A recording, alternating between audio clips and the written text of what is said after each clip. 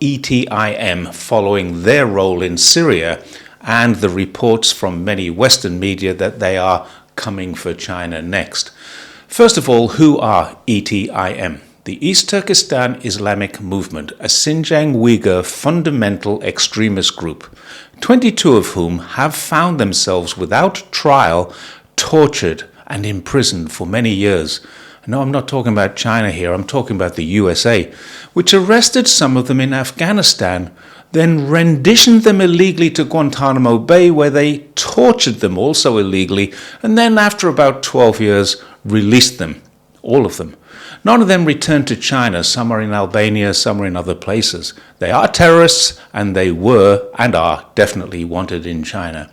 So fast forward to today, and what do we know of them? Well, we know some of them are still terrorists, but now they're friendly terrorists. The USA wants to use them, and if that sounds familiar, it most certainly is. The USA used Osama bin Laden. This is not speculation, it's fact.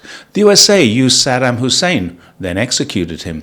The USA uses a lot of people that they don't like. Let me rephrase that. They hate some people, but they still use them as convenient enemies of their enemies. The man they're now interviewing on Western media almost every day, who has taken control of Syria, is a wanted terrorist with a $10 million bounty on his head.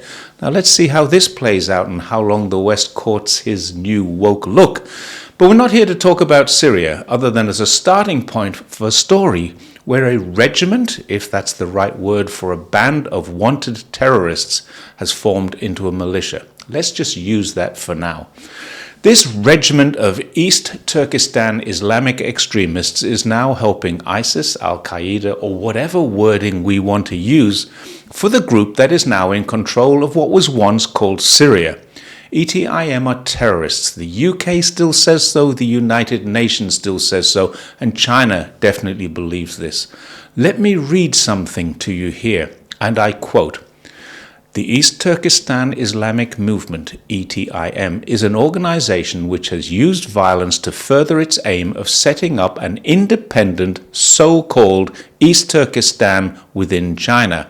Since its establishment, ETIM has maintained close ties with the Taliban, Al-Qaeda, and the Islamic Movement of Uzbekistan.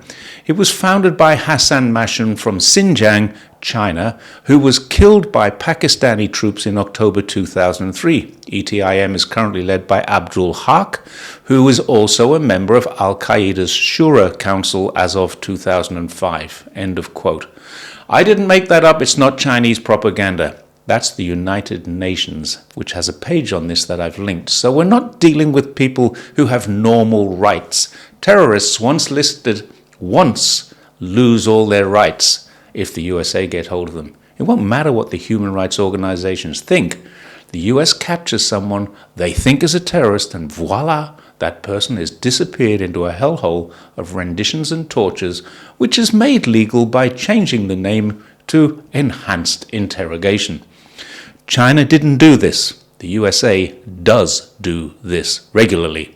So the big question I'll get back to, I'm being asked all the time at the moment since this Uyghur incursion into Syria is, do I think that China needs to worry about this threat? It's being reported in many different places, including the UK's Daily Telegraph. It's in the Asian Times. It's on Yahoo. It's pretty much everywhere. So are they coming for China next? The short answer is no. They haven't got a chance to do so. The longer answer, let me explain right now. So stick with me for a moment. First of all, they are a designated terrorist organization. Traveling as a military unit would be impossible. If they attempt to legally leave the area we once knew as Syria, they should be arrested or shot down. However, we also know that many of them got there with the help of some nations offering passports to them. We know this because the Times of Israel and even the BBC reported back in 2015 that China had foiled a plot to provide up to 100,000 Turkish passports to Uyghurs. Remember in 2015 when we read about China and Xinjiang on the BBC, it was relatively factual. They produced information that terrorist attacks ETIM were carrying out.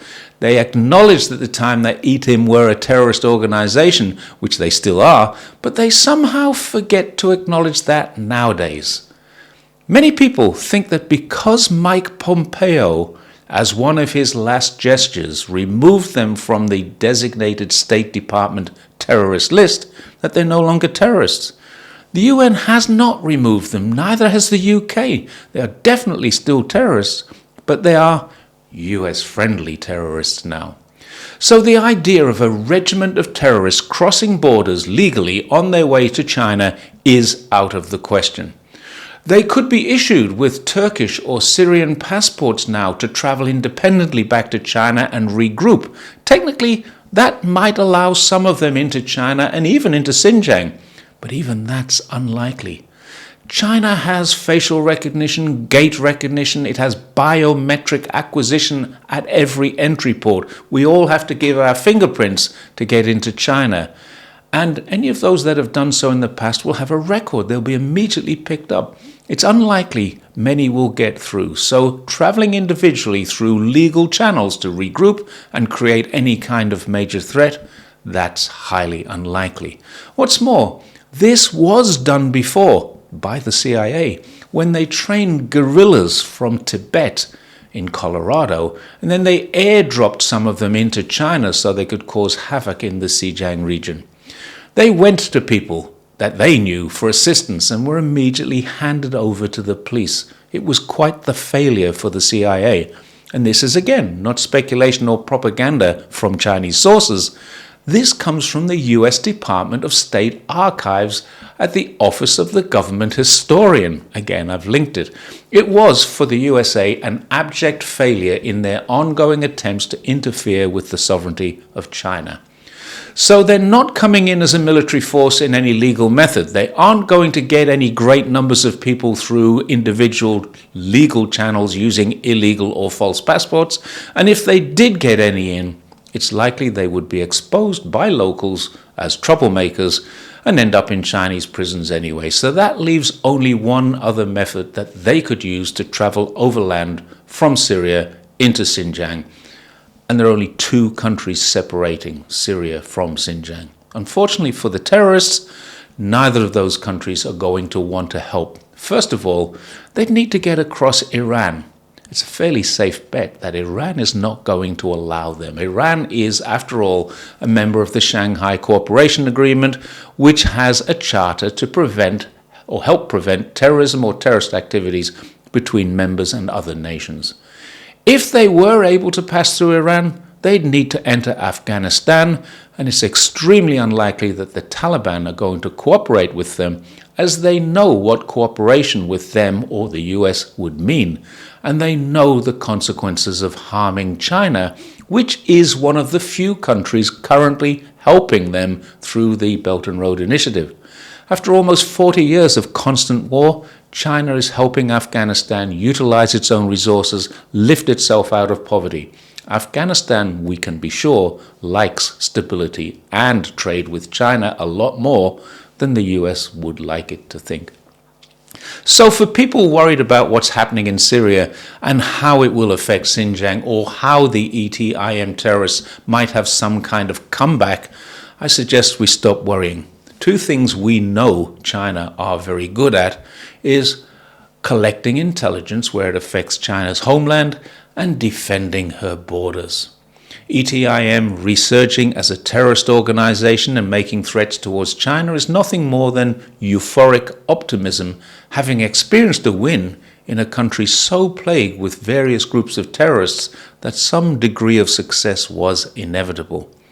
Taking on the People's Liberation Army or the People's Armed Police would be a very different game altogether. So if you were worried, don't be. If I know all of this, we can be assured that China's Ministry of State Security and their military intelligence know a lot more than me. I wouldn't worry about it at all. And that's all for me today. I will see you next time. Thanks very much for watching my take on China. Don't forget, like, share, subscribe, and thanks for watching. Bye-bye for now.